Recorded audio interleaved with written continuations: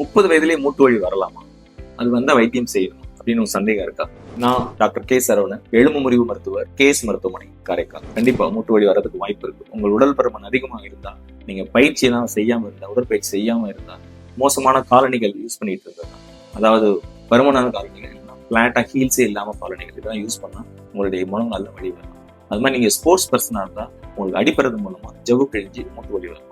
இந்த மூட்டு வலியை ஒரு வாரத்துக்கு மேல இருந்தா உதாசீனப்படுத்தாதீங்க. உங்களுடைய மருத்துவர் அணுகி அதுக்கான பயிற்சியை, அதற்கான வைத்தியத்தை பெற்றுக்கொள்ளும். இது 30 வயதுல மூட்டு வலிக்கான காரணம் என்னன்னு கேட்டேன். நான் சொன்ன மாதிரி ஜவ்வு கிழிதல். ஜவ்வு கிழிதல் அப்படின்னு சொன்னா ஸ்போர்ட்ஸ்ல வரலாம். நம்ம வீட்டுல இருக்கும் போதே கூட அந்த மாதிரி லேசா கீழே விடுறதுனால வரலாம். ரெண்டாவது, சில சூழவாயு முடக்குவாதம் அப்படின்றது 30 வயசுலேயே ஆரம்பிக்கிறதுக்கு வாய்ப்பு இருக்கு. அதனால நிறைய மூட்டுகள் உங்களுக்கு வலிக்குது, முக்கியமா கை விரல் மூட்டுல வலிக்குது. கண்டிப்பா மருத்துவர் அணுகி அதுக்கான ரத்த பரிசோதனை செஞ்சு கொடுக்கணும்.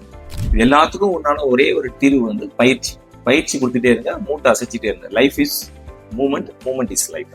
இது மாதிரி எலும்பு மற்றும் மூட்டு சம்பந்தமான சந்தேகங்கள் உங்களுக்கு இருக்கா? எங்களுடைய கேஎஸ் ஹாஸ்பிட்டல் ஃபேஸ்புக், இன்ஸ்டாகிராம் மற்றும் யூடியூப் பேஜ்களை நீங்க ஃபாலோ பண்ணுங்க. இது மாதிரி இன்ஃபர்மேஷனை தெரிஞ்சுக்கங்க.